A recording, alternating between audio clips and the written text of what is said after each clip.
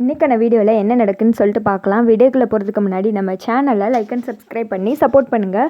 ஒரு வழியாக எல்லாத்தையும் முடிச்சிட்டாங்கப்பா, இனிமேலாவது நல்ல கட்டம் ஆரம்பம் இருக்குமா அப்படின்ற மாதிரியே தான் இருக்குது. ஃபஸ்ட் சீனில் வந்துட்டு துங்கா அந்த ரவுடிங்கிட்ட பேசிகிட்டு இருக்கா. கீதாவை துரத்திட்டு இருக்கேன், நான் விட மாட்டேன், அவளை எப்படியாவது வந்துட்டு பிடிச்சிடுறேன் அப்படின்னு சொல்ல கடத்தி அவளை வந்துட்டு நம்ம கூட கொண்டு வந்துரு அப்படின்னு சொல்லிட்டு அவளை விட்டுறாத அந்த நர்ஸுக்காரியும் தீபாக்கி இருக்குது, அவளுக்கு இருக்குது அப்படின்னு சொல்லிட்டு இங்கிட்டு துங்கா கத்திட்டு இருக்காங்க.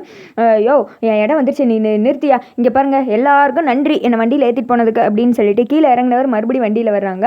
அப்பாடா அப்படின்னு சொல்லிட்டு சக்தி பெருமூச்சு விடுறதுக்குள்ளே மறுபடியும் துங்கா வந்துட்டு மறுபடியும் வந்துட்டு ஒளிஞ்சுக்கிறாங்க. என் ஃபோன் இங்கே விழுந்துருச்சு பாருங்க அப்படின்னு சொல்லிட்டு கீழே வந்துட்டு தேடி பார்க்குறாங்க. சிஸ்டர்ஸும் வந்துட்டு எவ்வளோ மறைக்க பார்க்குறாங்க. ஆனால் ஃபோனை கீழே எடுத்துகிட்டு மேலே பார்க்குறாங்க. சக்தியும் தீபாவையும் பார்த்துடுறாங்க. ஏய் நீ இங்கே இருக்க, உன்னை விட மாட்டேன், எவ்வளோ நாள் என்கிட்ட ஆட்டம் கொடுத்த இருடி ஒன்று அப்படின்னு சொல்லிட்டு சக்தியோட முடியை பிடிச்சி இழுக்கிறாங்க. அப்போ சிஸ்டர்ஸ் குழந்தைங்கள்லாம் பதற ஆரம்பிச்சுறாங்க. சார் விட்டுருங்க சார், நாங்கள்லாம் எத்தனை பேர் இருக்கோம், எங்கள் முன்னாடி ஒரு பொம்பளை பிள்ளை முடியை பிடிச்சி இழுக்கிறீங்களே சார், விட்டுருங்க சார் ப்ளீஸ் சார் விட்டுருங்க, இவங்க பாவம் அப்படின்னு சொல்ல.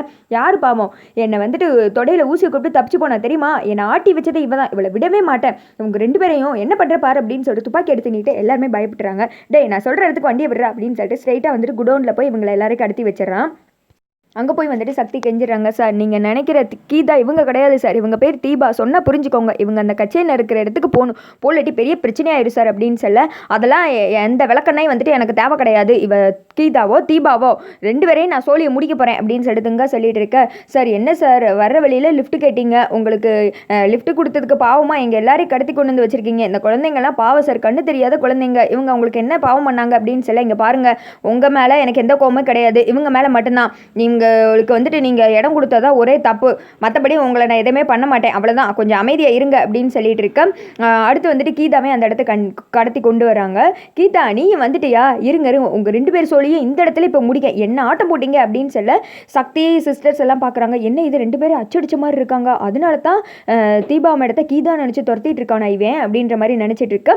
அடுத்து வந்துட்டு கீதா சொல்கிறாங்க, பாவம் இவங்க எல்லாரையும் விட்டுரு, உனக்கு நான் தானே வேணும், என்ன எதுனாலும் பண்ணிக்கோ, அவங்க என்ன பண்ணாங்க பாவம் உடம்பு சரியில்லாமல் இருக்காங்க, அவங்கள வச்சு இப்படி மிரட்டுறே, நீலா ஒரு ஆம்பளை தானா அப்படின்னு சொல்ல.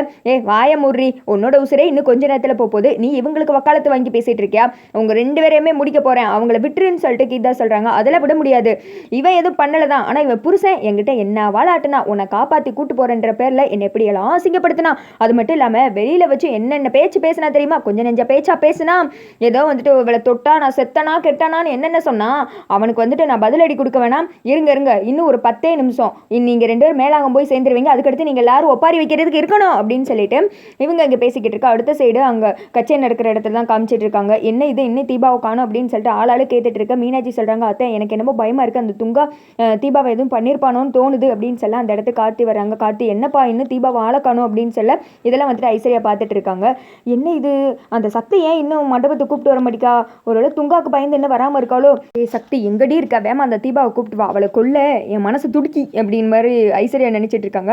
அடுத்து வந்துட்டு எல்லாரும் அமைதியாக இருங்க அப்படின்னு சொல்லிட்டு துங்கா வந்து கார்த்திக் தான் வந்துட்டு கால் பண்ணுறாங்க.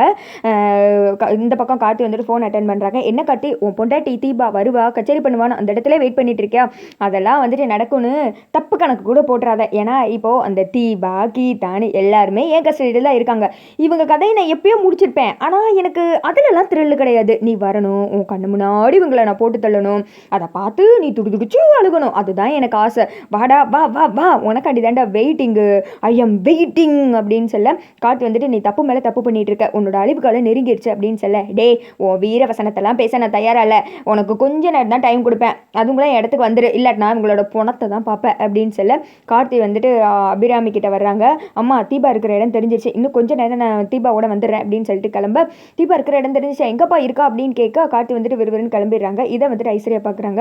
ஓ தீபா இங்கே தான் வரப்போறியா, வாடி வா, உனக்காண்டி தான் இந்த புல்லட் காத்துக்கிட்டு இருக்கு அப்படின்ற மாதிரி நினச்சிட்டு இருக்க. அடுத்த சைடு வந்துட்டு துங்கா சொல்கிறான், கார்த்தி அதான் உன் புருஷன் இன்னும் கொஞ்சம் நேரத்தில் வரப்போகிறான், அவன் முன்னாடியே வச்சு உன் கதையை முடிச்சிடுறேன் அப்படின்னு சொல்ல. துங்கா நான் எவ்வளோ தூரம் சொல்கிறேன், அவங்க உடம்பு செல்லாதவங்க விட்டுரு, அவங்க பாவம் அப்படின்னு சொல்ல. எல்லாம் கொஞ்சம் அமைதியாக இருங்க, இன்னும் கொஞ்சம் நேரத்தில் இவங்க ரெண்டு பேரும் செத்துருவாங்க, அதை நீங்கள் கண்குளூராக பாருங்க அப்படின்னு சொல்லிட்டு கீதாவே ரொம்ப வஞ்சிக்கிட்டே இருக்கா. அந்த இடத்துக்கு கார்த்தி வர்றாங்க. டப்புன்னு வந்துட்டு கதவெல்லாம் பறக்கு, ரவுடிங்கெல்லாம் அடி அடின்னு அடிக்கிறாங்க. வாடா கார்த்தி வா, உனக்காண்டி தான் இவ்வளோ நேரம் காத்துட்டு இருந்தேன். இவங்க 2 பேரும் சாகிறத நீ நேரடியாகவே பாரு அப்படின்னு சொல்ல கார்த்தி வந்துட்டு தீபாவை பார்க்குறாங்க. பார்த்தது அப்படியே ஸ்டன்னாகி நின்றுடுறாங்க. ஏன்னா சுயநினைவு இல்லாமல் தீபா உட்காந்துட்டு இருக்காங்களே. கார்த்தி ஃபேஸ் அப்படி பார்க்கும்போது எனக்கு ரொம்ப கஷ்டமாக போயிடுச்சு. அப்படியே வந்துட்டு துங்கா துப்பாக்கி எடுத்து கார்த்தியை சுடுறதுக்காக நீட்டு. அதோட பார்த்தீங்கன்னா வீடியோ வந்துட்டு முடிஞ்சிருது.